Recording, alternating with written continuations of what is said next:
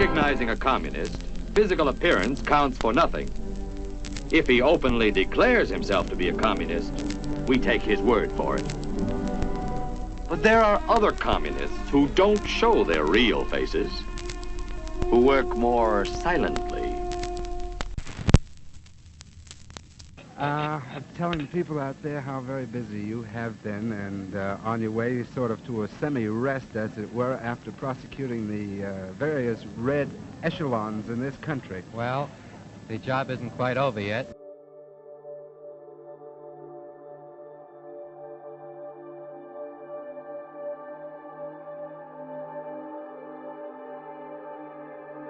Someone had passed America's atomic bomb secrets to Russia. This was an undisputed fact that the whole world knew.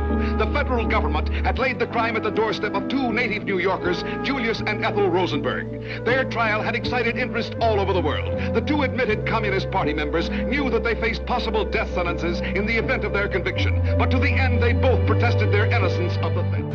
Mr. Huey, there is only one issue as I can see it. There's one great evil which all of the lesser evils flow in this country, and that is the suicidal, Kremlin-directed foreign policy, the extent to which it's controlled by communists in our government. Ethel Rosenberg had met a maker. She'll have a lot of explaining to do, too. Have you no sense of decency, sir? At long last, have you left no sense of decency? I know this hurts you, Mr. Welch. I'll say it hurts. May I say, Mr. Chairman, as a point of personal privilege, I'd like to finish this. Senator, I think it hurts you too, sir. I'd like to finish this. I know Mr. Cohn would rather not have me go into this. And I disagree most strongly with some people who say it doesn't do any good. I think if these people are made to understand that, like any other criminals, when they violate our laws, they will be punished, that will have a strong deterrent effect. I think it's been a very good year on the anti-communist front in this country. And the camera shy man in the handcuffs is Anthony Fat Tony Salerno. They may look like grandfathers, but the FBI says they are godfathers.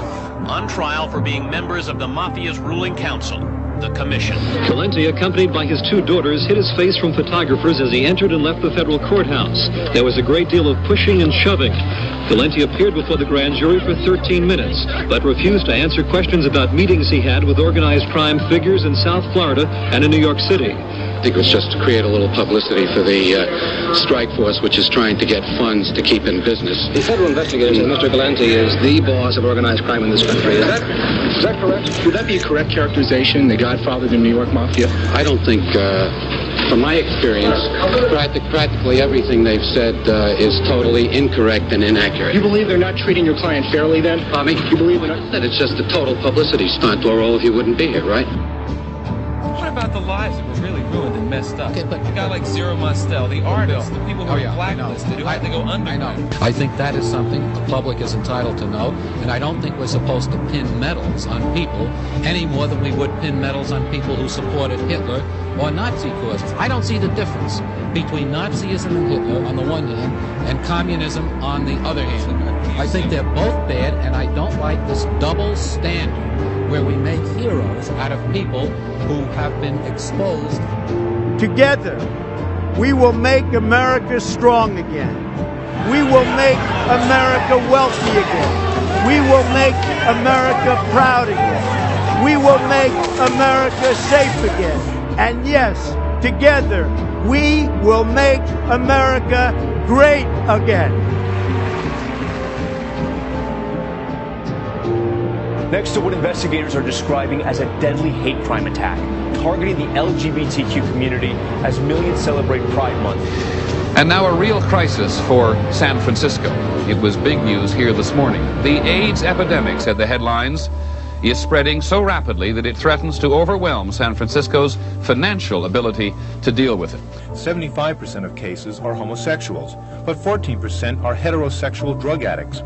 5% are non-drug using heterosexuals with no other risk factors. 5% are Haitian refugees, and 1% are hemophiliacs who presumably caught it from blood transfusion.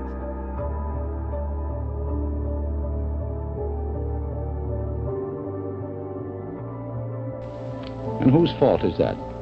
Not really his. He didn't create this situation of fear, he merely exploited it, and rather successfully. Cassius was right. The fault, dear Brutus, is not in our stars, but in ourselves.